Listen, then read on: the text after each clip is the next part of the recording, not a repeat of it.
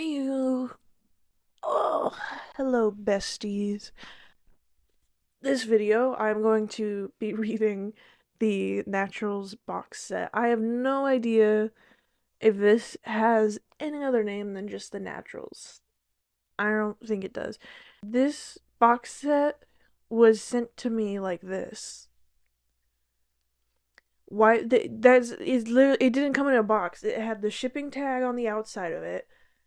It was covered in plastic, and that's how it was on the porch. Why did they send it to me like that? Alright, let's introduce these books. So these kind of got really popular like a month or two ago. These are the older books that Jennifer Lynn Barnes has written, and if you recognize her name, that's because she wrote the Inheritance series, or not the Inheritance series, the Inheritance Games series. The Inheritance series is a different thing. I think so. I only read the first book in that series and have not read any of the other ones. It is typical, like, YA mystery, and it is very interesting and has different turns, but there is a love triangle, and I'm not a fan of love triangles. But what I've read from Goodreads, I think that there's a love triangle in this, which I'm going to scream my head off about. Cassie is a natural at reading people, piecing together the tiniest detail she can to tell you who you are and what you want, but it is not a skill that she's ever taken seriously. That is until the FBI came knocking. They've begun a classified program that uses exceptional teenagers to crack infamous cold cases, and they need Cassie. Once Cassie starts living with a group of teens whose gifts are exceptional as her own, it becomes clear that no one in the Naturals program is what they seem, and their work won't be limited to cold cases, caught in increasingly lethal games of cat and mouse and seemingly unsolvable mysteries. The Naturals will have to use all their gifts just to survive. Don't miss a minute of it. Shocking twists, incredible friendship, and thrilling romance of Jennifer Lynn Barnes, Gigi Louise, beloved Natural series, all 4 books and a novella together for the first time in a box. novella. Is that included in the back of one of these? Because there's not a novella in this. I will say the love story in Inheritance Games was good. And so I'm very interested to see what she pulls out of her little pocket now. For this series, I'm not the biggest fan of love triangles, which I'm probably going to get yelled at by some people because they're going to be like, well, then don't read any of her books. I had no idea that there might be a love triangle in this, and who knows, there's probably not, and I will find that out. Let's get your reading, guys, because I have nothing else to say. I have no idea what to expect from this, and I also know that it's YA, and I've struggled to like any YA, which makes me sound like I'm trying to be unique. I'm not. I've just not read any really good YA books recently, so hopefully this can change it. You want to hear some slapping?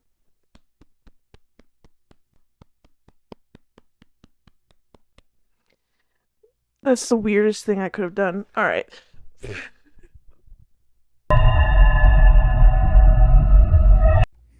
All right. Let's start this thing. I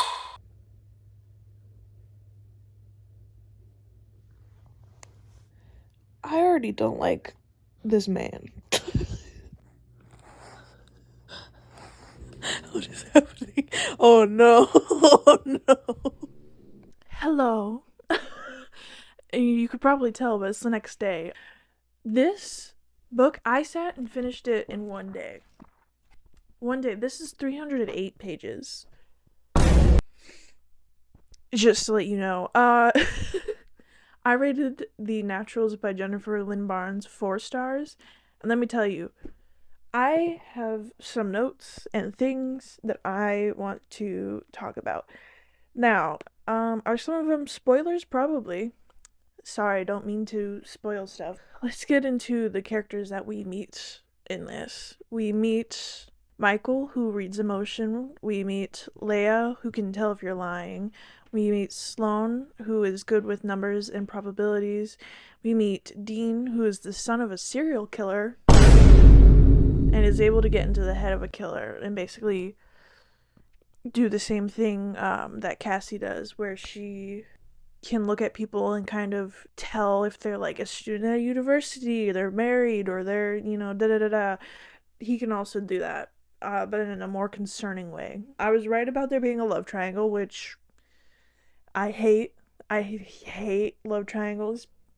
Sometimes they're done really well, but I can very much tell you as of right now, we'll get into that in a second. Okay.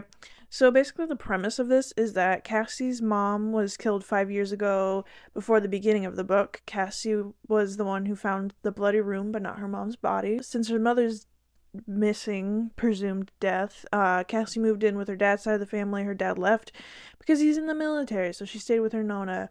They're Mamma Italian. mia! It's also incredibly funny, the Nonna being so protective of her when her dad's just like, Sure, you can go off to this special academy. well, the dad I think actually knows what she's doing. In a second, Cassie works at a diner where we meet Michael, one of the love interests, who leaves a card for an FBI agent and a phone number to call in the back.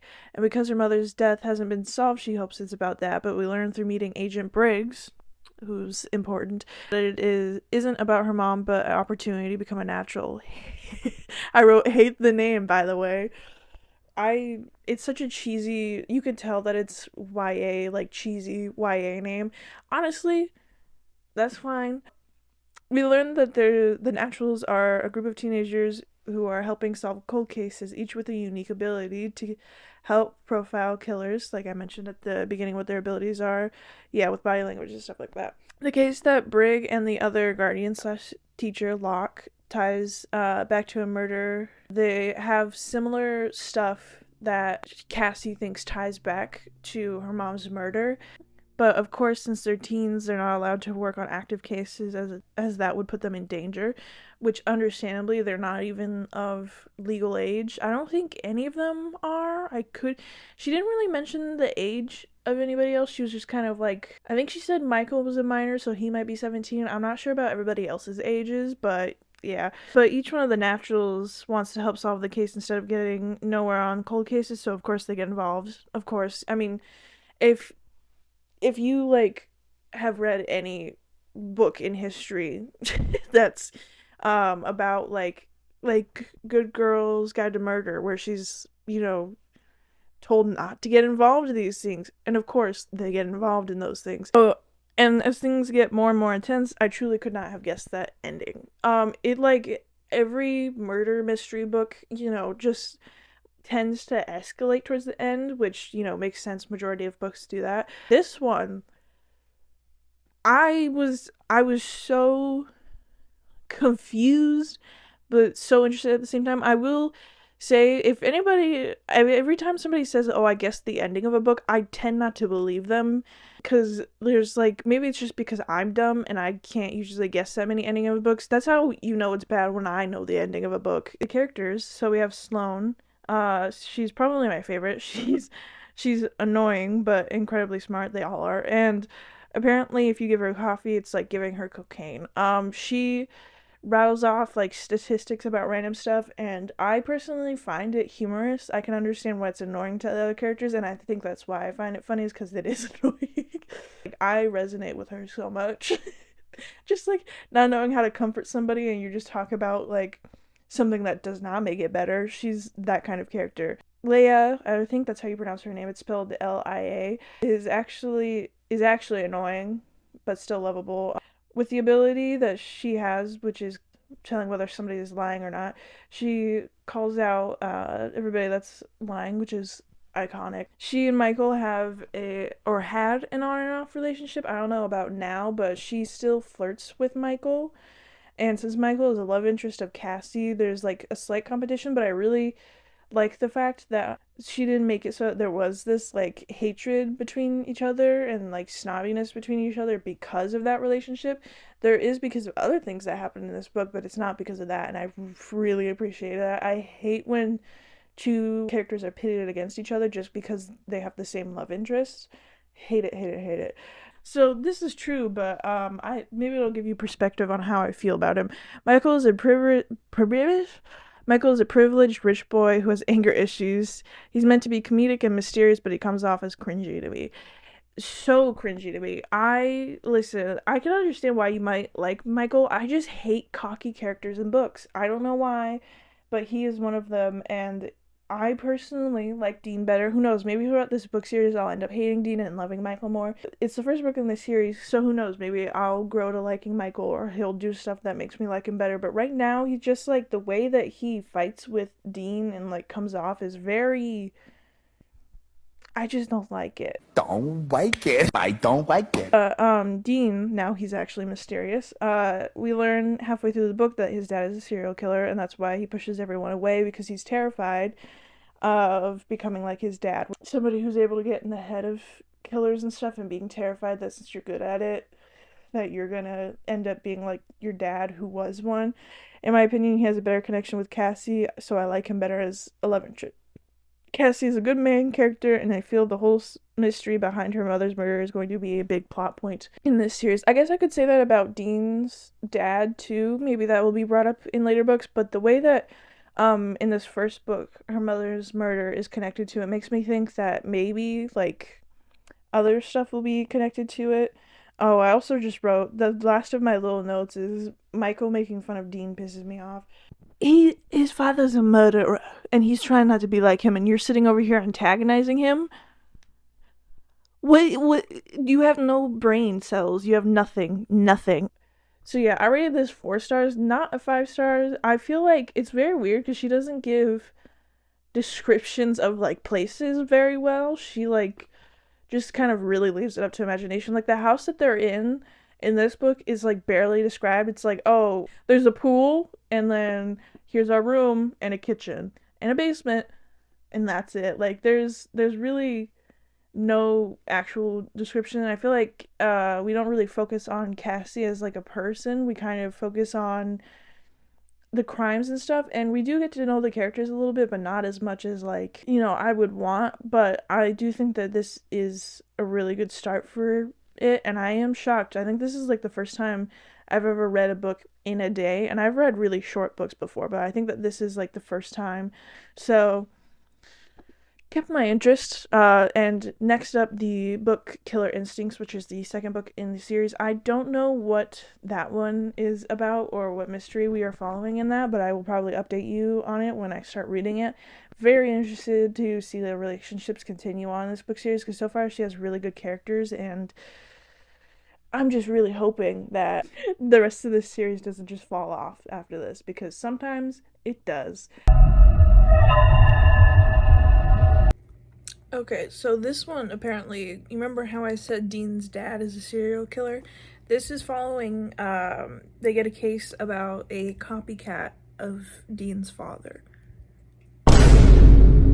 Cassie, if you don't comfort this man, I'm going to throw hands with you. Just saying. I don't like these little notes. I hate these things. They're so terrifying. It may or may not be 3 days later. May or may not be. I got sick. And I know that people normally read when they're sick. Like, that's usually the only time that people can. But I did nothing but watch YouTube, okay? Listen, I understand that that's prime reading time, and I should be done with this book already, but I literally did not read at all. Like, at all. I'm on page 228. I didn't realize. I thought I was on page 120. So I have like 150 something pages, maybe even 140 something pages. I don't know why. I just haven't had any motivation to read or do anything. Probably again because I was sick. I keep saying that. But I thought I would tell you so far what we've learned in this. Maybe I missed it in the first book, but I was talking about how she doesn't really describe the house. In this, she said that it was like a Victorian style house, which now puts a better image of what this house is like in my head. Because it's just kind of like, oh, here are these rooms in this house, and I have no idea like how they connect. I have just so confused about the layout of this house. Uh, we also know how, remember how Dean's dad is a serial killer, and this book is based about a copycat of that. We now know how Dean's dad killed people. We also know that Dean witnessed some of it, and he's basically scarred and terrified to become a monster, which is such a sad storyline, but it's also the reason why he's able to get into killers' heads so well. I've said this already, I don't know why I'm reiterating it, but killed, we know now kind of what Dean experienced. We don't know the full extent of it, but he went and visited his father to talk to him about the copycat because there's a college class that this professor was basically obsessed in teaching about Dean's dad, and so we're investigating the different people within that. We've had them now kind of be clued in on the case, even though they did what they did in the first book where they got involved even though they weren't supposed to.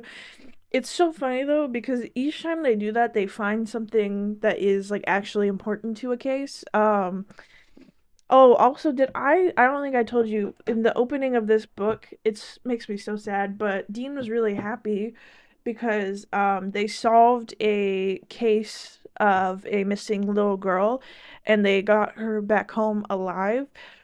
It makes me so sad because she goes from describing how happy he was and how they're all dancing and like how excited they all are to hearing and seeing what this killer is doing and just being like he doesn't get angry and he just I just love him so much. I just wish the best for him. And it really makes me wonder because the first two books kind of center around Cassie and then Dean's parents. It makes me wonder if the last two books are going to center around maybe Michael, Sloane, or Leia, or just have some sort of like pertinence towards them because I think each book is going to be kind of that classic thing where it explores one of the characters. Even though we're still following Cassie's point of view, it's going to give us more insight onto the other characters, which I really do like. I'm very much a character girly, and to learn kind of the mysterious pasts of these people who are very reluctant to share it because, of course, it's horrible stuff that happened to them. Otherwise, they would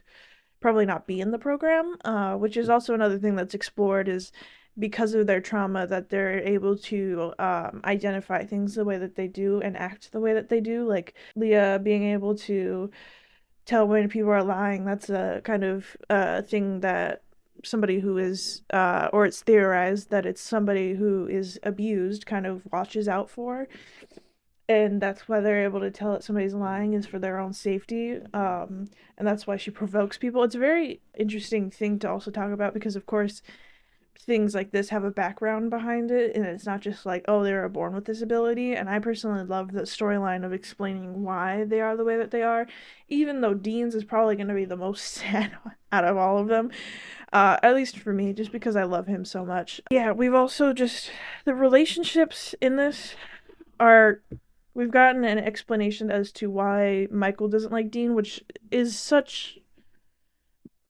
I still don't like Michael as much, just the way that he's like talks about how Dean doesn't show his anger and he doesn't like him because of that, but he still cares about him and is still helping with this case because of that. But they're also helping the case behind Dean's back, and he's very upset about that because he doesn't want them to get themselves in harm's way and he doesn't want them to have to deal with it and kind of know what he is going through and who he is because he's terrified of being perceived like most people. I will say Cassie and Dean's moments in this book definitely are hitting the right spot for me. I know something's gonna happen that's gonna make me either hate Dean or is gonna make it so that they're not gonna get together. But right now, I'm very much on Dean's side, and I will scream if Jennifer does anything to him. But yeah, I still have, like I said, over 100 pages left of this, and I'm not gonna promise to read more, like all of it today, but I'm going to try to read a lot of it. That's really all of the update that I have. I didn't take notes because I just didn't. So sorry that this second book is not I'm not as explaining it as well as I probably should. But anyways, I will see you when I'm reading the rest of this. So, are you so cozy? Yeah. So cozy. He sure is a pick-me. Hello. So I just went for a wild ride. So, Killer Instinct by Jennifer Lynn Barnes is 3.5 stars. I can tell you definitely that these are YA, but I don't know if young adults should actually be reading this. Like, maybe if you're like 16 plus, because just the gruesome nature of the notes and what they deal with in this series, because they talk about beating people, they talk about tying them up, they talk about cutting people, like all these very dark things. So like if you're going into this being like, oh, it's a nice little YA murder mystery, it talks about that kind of stuff. It's somewhat in detail, not like all of the time, and it doesn't heavily focus on that.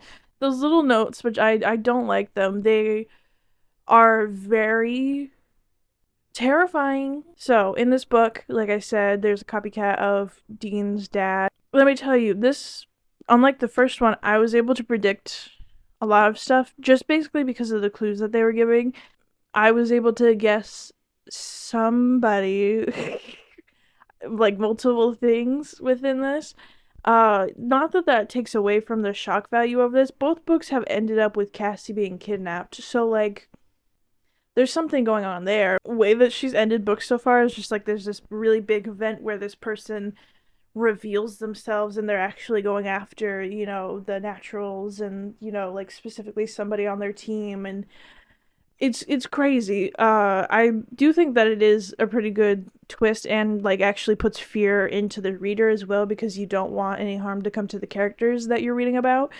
I can say that I'm very happy with Cassie and Dean's relationship in this, but because there is one that's forming, I'm guessing it's not going to end well for me or for Cassie, because when there's a love triangle, there's always somebody getting their heart broken and then somebody ending up with the person that I usually hate. So, at the end of this, now going into the third book, All In, we now have it so that the naturals are going into active cases now, because their whole system kind of got rearranged, and so now they're going to be working on active cases instead of cold cases, which is going to be very interesting. This one talks about a killer who is in public, like kills people, but there's no trace of them on any footage. They have like a bunch of they kill people with like numbers on their wrists. They have a code and everything.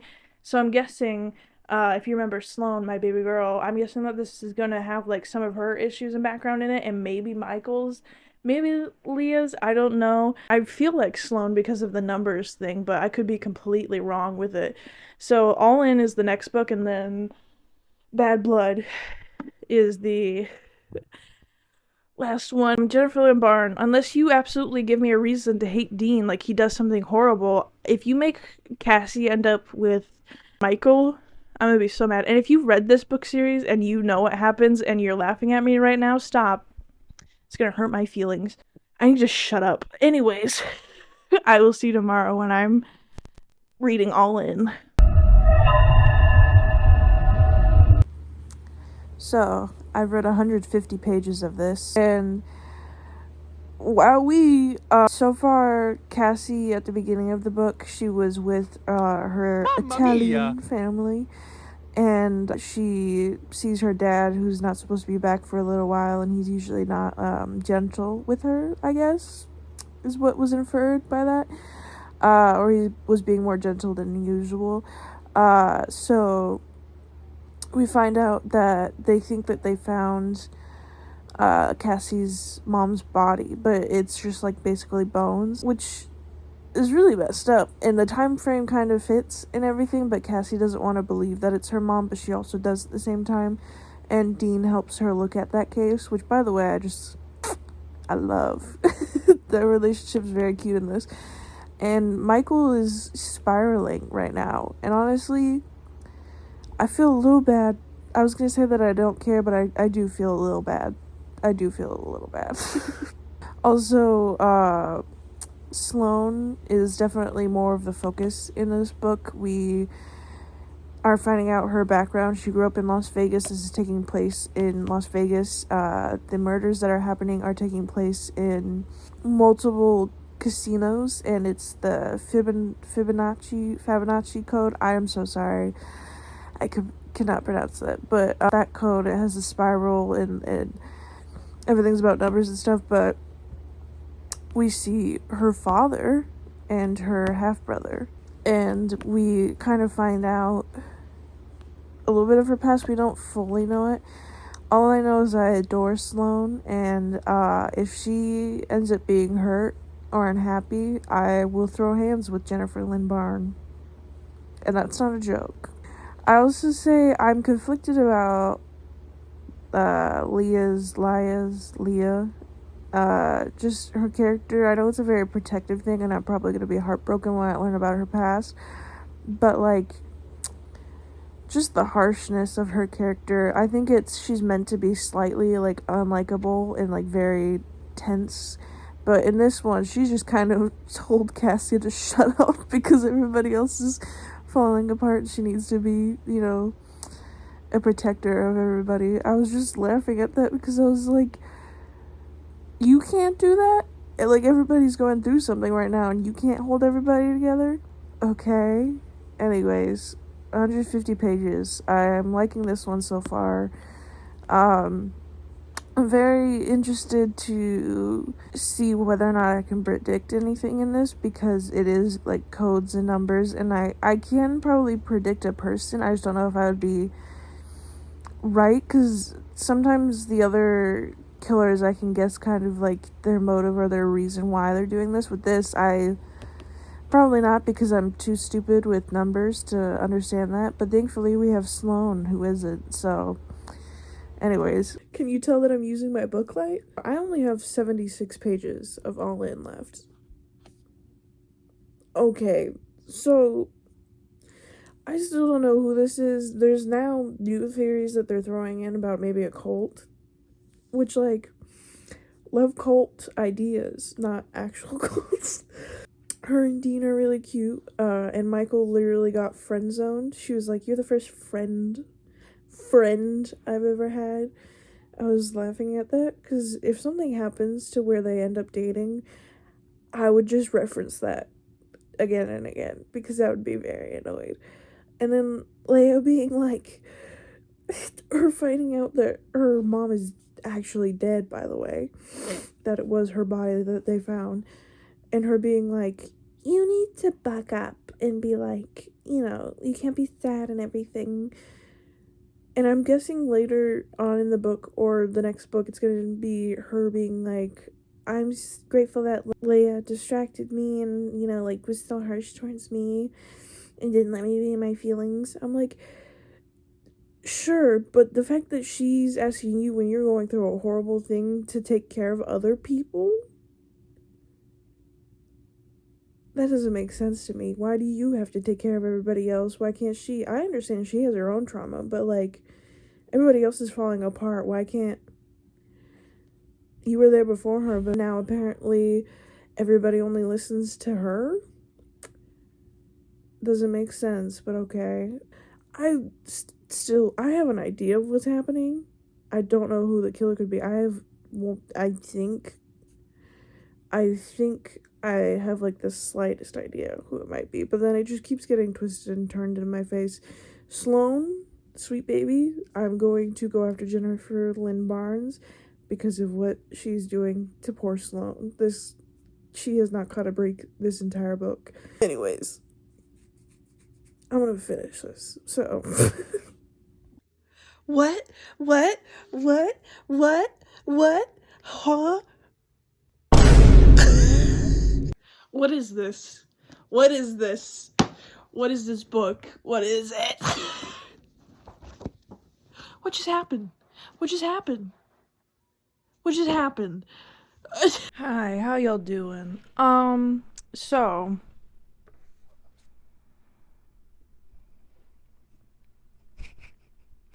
what do I talk about with this? So I gave All In by Jennifer Lynn Barnes, the third book in the Naturals series. I gave it 4 stars. This by far had the most shocking ending to it. And honestly, like, this video does have spoilers in it, but I don't know how much I want to spoil this, because the end of this is absolutely insane.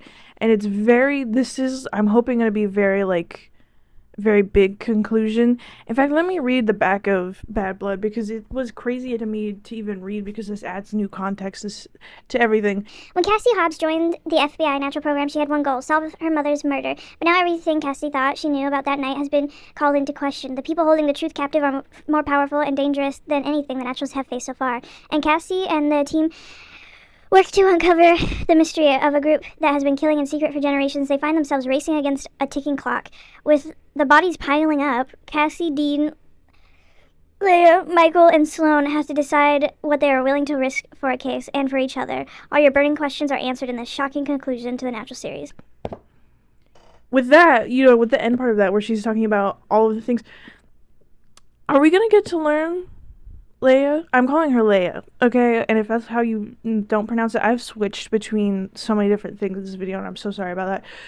But are we going to learn about her past? Because we got some, like, hint into her past in this, and we definitely learned, not in Bad Blood, sorry, in All In, and we definitely learned more about Michael's past in this too, but not all of it. We learned, basically, I was right, this book is about Sloan and her past, and kind of how she was taught and told that, she can never be found out, that she's too weird, and that she needs to be, like, basically, among other people, like, she has to hide herself, basically, because she's weird. Which I want to pummel her father, personally, and just, her whole life makes me so sad. But I absolutely adore her. She was literally the reason that they found this case out. I did kind of guess who the person was, but there was misdirection in this that kind of had me guessing differently. So that was really annoying. But this is probably so far, like, the craziest ending. It's not my favorite out of the series, even though I absolutely adore Sloan. I think the first one is still kind of my favorite out of the series, but this is definitely insane. We also now have a new character. Apparently, also, the way that the case ties to Judd, the caretaker, who I don't even think I've mentioned at all in this, but he's an ex-military sniper, and he is basically the caretaker of these kids, although not really. The program changed so that he's in charge and calls the shots on what the kids can and can't do. Like, if they want to investigate a case, he can forbid them from doing that.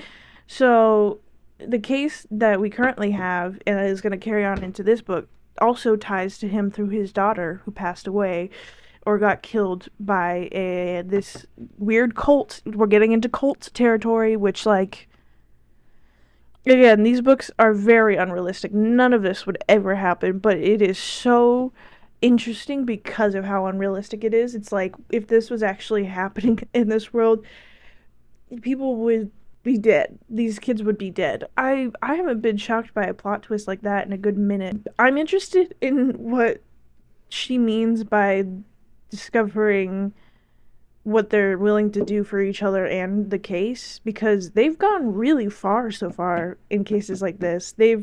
Cassie has gotten kidnapped twice, Michael's gotten shot, Dean's gotten knocked out and scars on him, Sloane's watched her half-brother get murdered, which, spoiler, sorry. And then Leia, we don't really know that much about her, but she's kind of had to go through the emotional turmoil of watching all of this happen, which, like, I've had a issue with her this book just because of the way that she was like, you need to buck up and be taking care of everybody else, like, we're all falling apart. Like, I can understand that, like, we need to solve this case to, like, prove ourselves.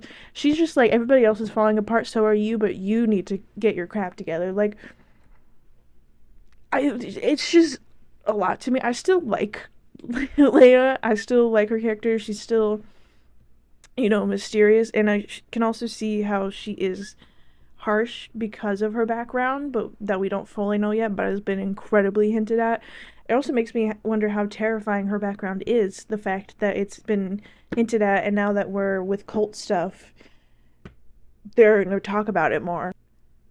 Okay, but anyways, I'm gonna read this Taylor Swift book. Also, did you notice that all of these have puzzle pieces on the front of them? I personally like these covers better than the older ones, personally. But anyways, let's finish this series. You. Bad Blood. Don't judge me. I'm going through my Reputation era. Bitch, A Bad Blood is not on the Reputation album. It is on 1989. This man can't even pretend to like Taylor Swift correctly. Hello. It's been like multiple days since I've read like anything. I'm still only 100 something pages. Not even 100 pages. I'm 98 pages in to Bad Blood. I've just been in a book slump. Okay, I haven't read anything for like the past 3 days, and also just like haven't felt like reading. I got a new blanket, by the way. Baby Yoda. I also got Legend of Zelda Tears of the Kingdom, and you better bet I'm gonna play that. So what I was thinking of doing is getting the audiobook for this and just kind of listening to it, because this book is technically only like 373 pages, and then what makes it like 500 is the novella that's at the end of this. So I'm gonna listen to the rest of this book and then read the novella, because I want to play a video game, but I also have a book that I need to finish, so might as well just bundle them. So the mystery in the beginning of this that we thought was going to be tied to the cult that is now in this, which, by the way, crazy, was not. We found out that it was Michael's friend, because Michael's dad called in a favor for a business friend to find the business friend's missing daughter, and we find out that Michael has been friends with her and might be like romantically interested to her and all of that stuff. Him and Leia are having like a weird relationship right now where they're being like horrible to each other. And then we also have the case ended up being just that she was, you know, threw stuff around her studio and painted stuff that it looked like blood and everything, and like the cases that they were thinking about. Ends up she just created that scene, realized what it looked like, and then ran away. So we found her alive and well. Now we know some of Michael's background. We know about how his father treats him. We also got to meet Michael's father. So I'm guessing the rest of this is going to be in Leia's territory of cult stuff, maybe, or just in her background, because I don't really know what else we can expand on from Michael's background, especially because this is the last book, and I'm guessing that she's also trying to fit Leia's backstory into this, and if she's not, that's really weird to me. But I'm gonna play Tears of the Kingdom and listen to the rest of this audiobook so that I can finish this, because I meant to put this out on Christmas. It is the day after Christmas, and I'm still not done with this, so... Ow, my leg is cramping. Hello. That sign says my name. I promise that it does. It just, on this camera, is really blown out because it's really bright. That's the lowest setting, by the way. Here's a photo of it. So now I have like 50 lights, apparently. So you might see that there's still a bookmark in this. That is because the novella, what is it even called? It's 12. It's called 12. If I'm remembering right, this follows Cassandra, or Cassie's little sister, who was born from the cult. The audiobook I thought had that included in it. Doesn't. But I finished the audiobook for Bad Blood, and I guess I'm gonna treat the novella like a separate thing, but I gave Bad Blood by Jennifer Lynn Barnes 3 stars. This was okay. It's not my favorite ending to an entire series. It kind of was just like, felt like there was 50 things being thrown at you at once, which, like, in the other books it feels fine because it's supposed to tie to everything, but you're just like back and forth, getting thrown back and forth between things that are right and things that are wrong, and then you just have to kind of sit and listen to all of this random crap that's happening. I'm not explaining this very well. I was joking, like, to myself about the fact that every single one of these books ends with Cassie getting kidnapped somehow, or like, yeah, just her getting put in danger at the end of these books, and like how unrealistic this would be if she was actually getting kidnapped. They would not keep this program. They would not, even like FBI agents, that they wouldn't risk them like this. This wouldn't be happening. So it's just outrageous. Also, at the end of this book, it's like they have the girl who ran away and faked her murder, Selena, who's Michael's friend, also half sister. Which, yeah, crazy, right? Uh, she is able to like look at old photos of people or like skeletons and like draw their faces to like what they would look like now, basically facial reconstruction. And so they're like, don't become one of us, like, oh, it's like, just keep yourself safe.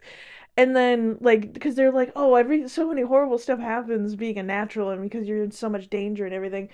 And then at the end of this book, Cassie's like, there are other people like us out there. Like, Celine, she's vouching for Celine to become a part of it.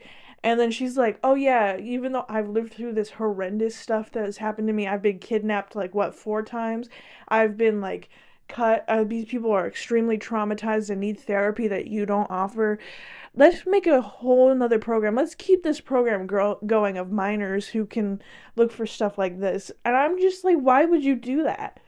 Why, if you've gone through so much horrible stuff, you're like, I can see how you're like, well, there's good that comes from it. The amount of risk that y'all go through just even searching for like little clues. You're telling me you're gonna have other people do that because you're in so much danger. I don't really think it's worth it to solve like one case to risk your life so much. Anyways, the whole like her getting kidnapped at the end of the story is very redundant. Okay, like I can understand that it's meant to like really heighten. Never in my life did I think somebody getting kidnapped I would call it redundant. Okay, the whole like thing of we need a really big ending and like something that's scary and you're gonna be scared for the character and like what's gonna happen to them. It doesn't need to be kidnapping. It doesn't need to be kidnapping. You can go through so many different routes. You can have them break into their house. Like, you had that plot point so many times, and you were talking about, like, how people around them knew where they lived. You had so much stuff where it was, like, they can get into their house, and, like, they, at one point, implanted stuff in their houses. I think that was the second book. But you didn't have anybody break into the house? Or were you just, like, because the second book, there was somebody that was living amongst them, and you were like... You're like, that's already done. We can't go back to, somebody breaking into the house, but we can have her kidnapped again. Why is that the plot device that you're choosing? Like I will say, like, having somebody alone and be in danger, kidnapping, yeah. Okay? I get it. You want them to be away from the groups and show that she's able to like take care of herself and have her problem solve these things, or like she has no other choice but to commit these horrible things, and then later she's gonna have an arc because of or it adds to her character being more depressed because she did these horrible things because she was forced to, because she was away from everybody else. There are ways to do that aren't kidnapping. I don't really know what to say about this book. I'm pronouncing Leah. It's Leah, not Leia. I don't know why I keep saying Leia. It just feels right to me. And I was right about this book following her with cult stuff because yes, she was a part of a cult. Everybody has such like sad backgrounds, and then Michael is just like, oh, my father abuses me, which that makes it sound like I'm saying that his background isn't that sad, but his has like less depth than anybody else. Like everybody else has like like Dean's father was a serial killer, Sloane was illegitimate and told to hide her entire life, Leah was raised in a cult, Cassie's mom disappeared and like and was thought to be murdered. Turns out she was a part of a cult and was like a leader of it.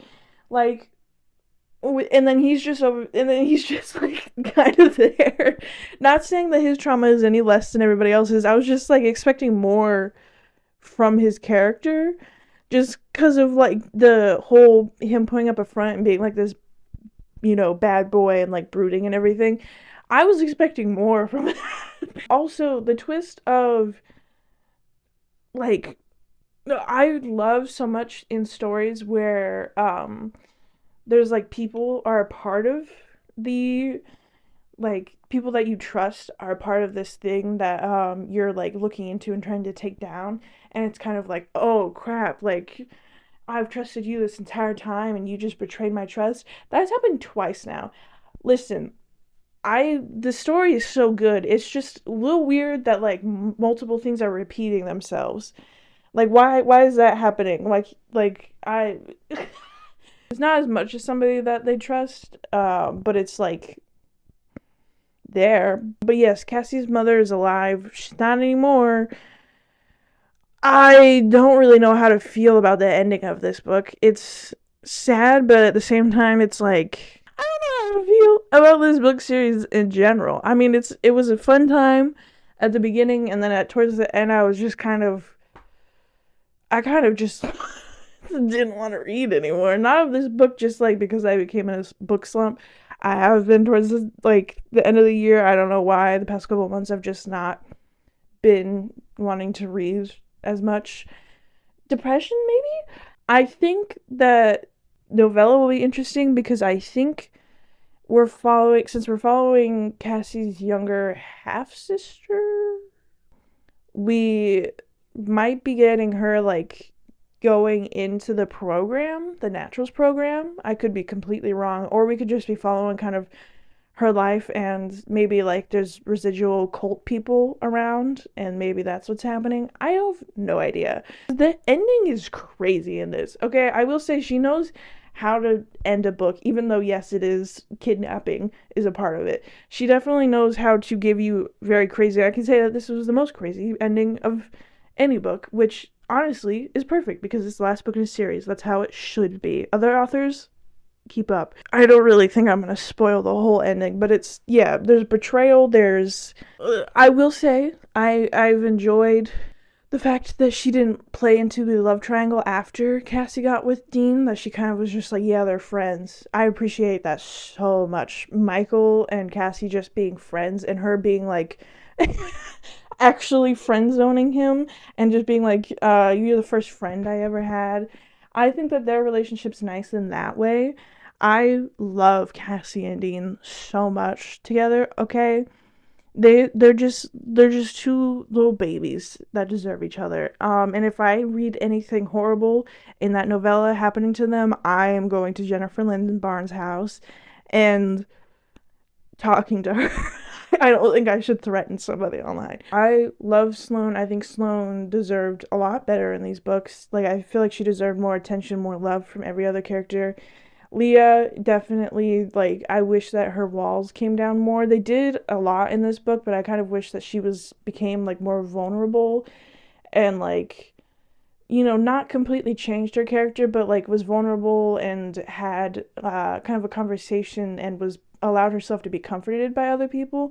That's what I wish had happened, but again, I could see the dynamics and the way that they work within this group and how, she but now we have a whole another generation that's going to be coming into the naturals.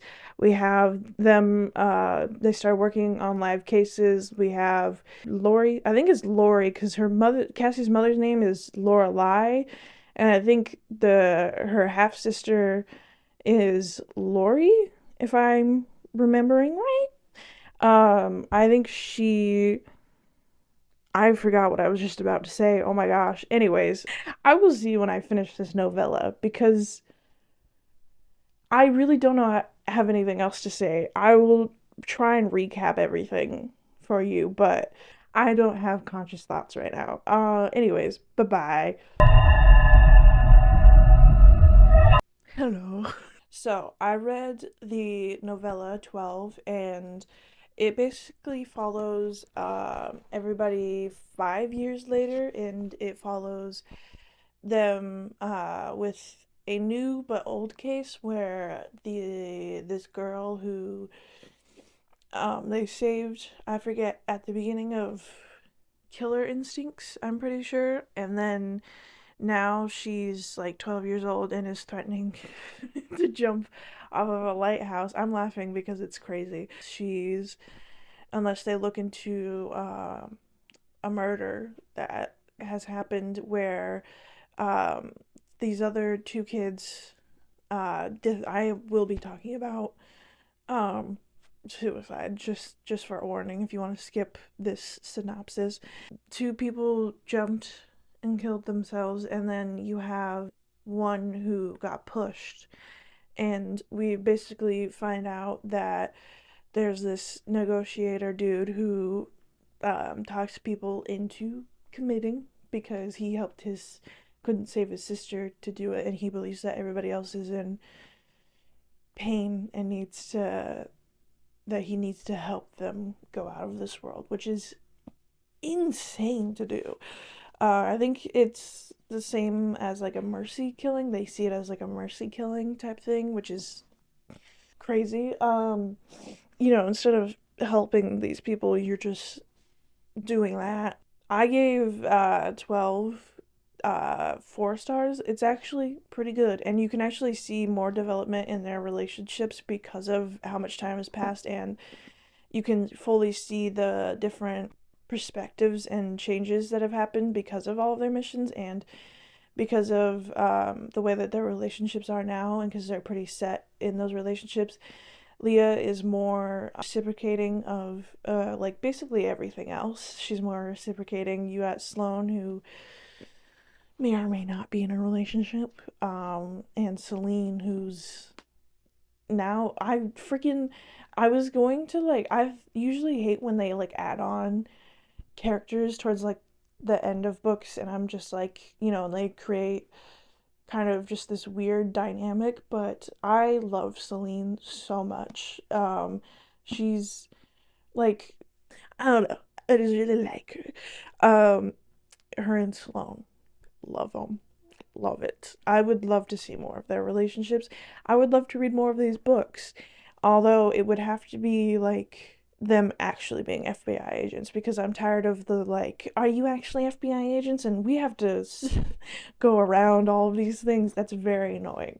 So if we could have it so that they're like actually FBI agents, we have, because these books, I will want to give a warning that these books have abuse, self-harm mentioned, especially in the novella, and then murder, which is, pretty gruesome. Cults. It's also just like these, even though they're marketed as for young adults, I would say wait until you're like later in teens, or like if you already have been like exposed to this type of stuff, because it's very dark and somewhat gruesome, the way that they describe some of the scenes of the way that the bodies are, especially with Sloane. She does that. So just know that that's what you're getting into. You get descriptions of the bodies, you get the killer's mind, and the segments of them talking about them killing people and, satisfying them, and talking about the victims and stuff. So just know that these aren't for like a fun murder mystery for like your, I don't know, like 7-year-old. Overall, I did really like this series. It's took me a while to finish this. Not because they're hard to read. In fact, the font size is really big. I could down like 200 pages in like less than 2 hours, which is for me crazy. And they're just very easy to consume and read through. The crimes are definitely like the main focus of the books, obviously, but if you're very much a character person like I am, she does very much deliver on the characters in this, but they're definitely more of like a side plot to it than the actual crime is. Like it's like we're talking about how do we fix the crime, but then there's also this like tension between me and this person, and it's like, oh. Now, also, just because it took me a long time doesn't mean it's going to take you a long time, because I'm in a reading slump. I took forever to read all of these books, but I don't know why, but usually at the end of years and then at the beginning of years, I just like don't read. I don't know why. Don't understand it. Thank you for watching this. This has been probably a horrible video, but I tried my best. That's a lie. I didn't try my best. like and subscribe. Thank you so much for watching, and I will see you next week when I read Swordcatcher by Cassandra Clare. I'm debating on whether or not to make that a spoiler video or not. Probably not, honestly. Alright.